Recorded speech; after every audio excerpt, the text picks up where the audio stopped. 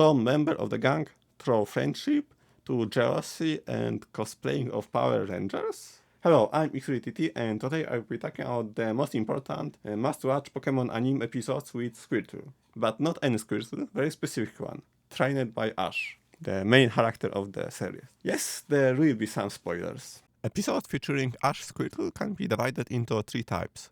This is crucial to the development. Arrow, that's a big word. A better name will be crucial for Squirtle's character. This is important, but not so crucial, and all the rest. In this recording, I will discuss only the 12 anime episodes that fall into the first two categories. A detailed list of all episodes in which Ash Squirtle appears can be found on my website, truthrex.com. The division itself is of course arbitrary. It is very possible that someone will think that episode X should not be here and the lack of episode I is a big mistake.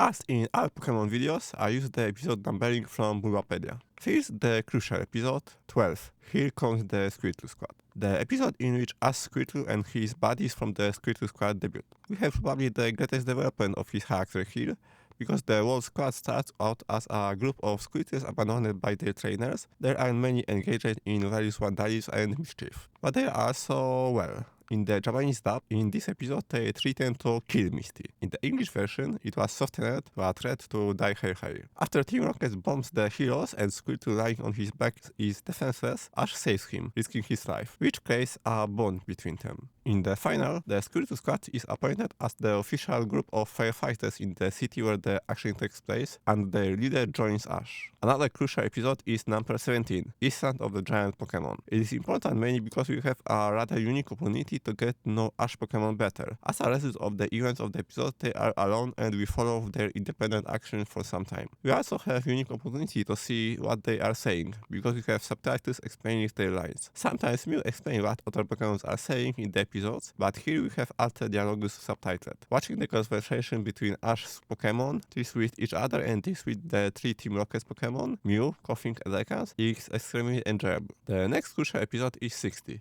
Beach Blank Out Blastoise. This episode features an entire turtle island resembling a shell where Blastoise lives, along with a mass of Squirtles and War Turtles. Ash Squirtle has another opportunity here to take on the role of leader.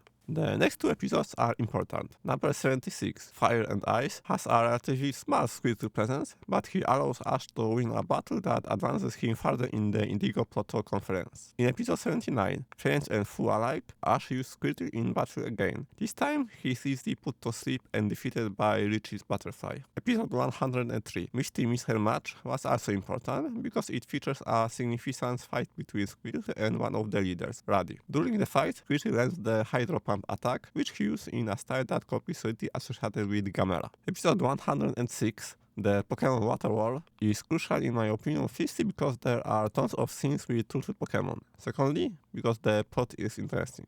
We learn about a more advanced version of the idea of Squirtles as firefighters. In the city that Ash goes to, there is a much larger structure within which there are teams of Blastoises, which are large but have best extinguishing power thanks to their attacks, Squirtles, which water attacks are much weaker but thanks to their size are able to reach many places where Blastoises can't, and finally War Turtles, which are average in both areas. Ash's Squirtle ego is violated here because he is unable to fight with the fire, and that's not all, because he is even saved by the leader of the War Turtle group. In the finale, the War Turtle leader and Ash Squirtle begin to cooperate, and thanks to this, they are able to save the person threatened by the fire. Another crucial episode in my opinion is 147, the Firing Ink Squad, in which we meet the Squirtle Squad again after a long break. They participate in a firefighting competition in which various firefighting teams compete, and the War Turtle team we meet in the previously described episode also returns. Squirtle understands here that he is needed by his former companions because they lack a leader, and at the end of the episode he runs away with Jenny. Arrows, it should be noted that he remains Ash Pokemon. An important episode is number 267,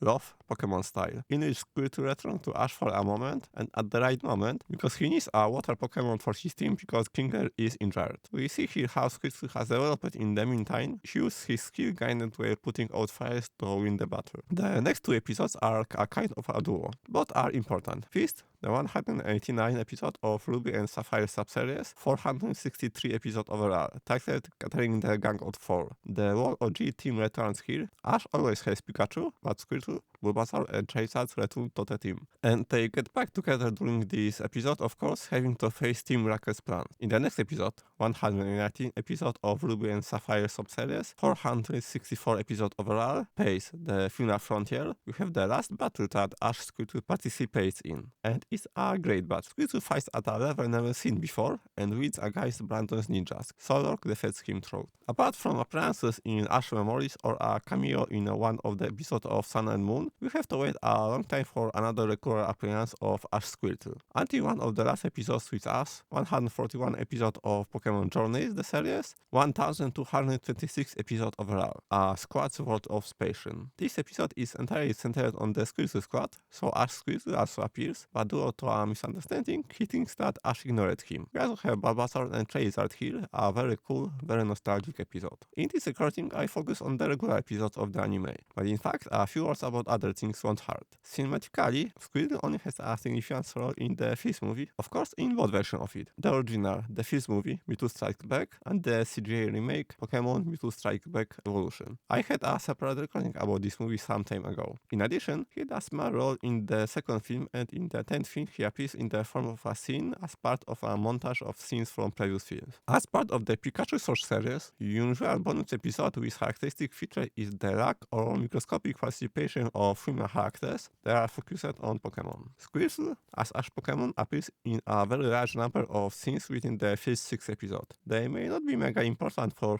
his development, they do not change the status quo in any way, but they simply contain a lot of different scenes with him in a very high concentration and variety. That's all for now. Thank you for watching. Leave a like and subscribe if you liked it, and I hope to see you again in the next video. Bye!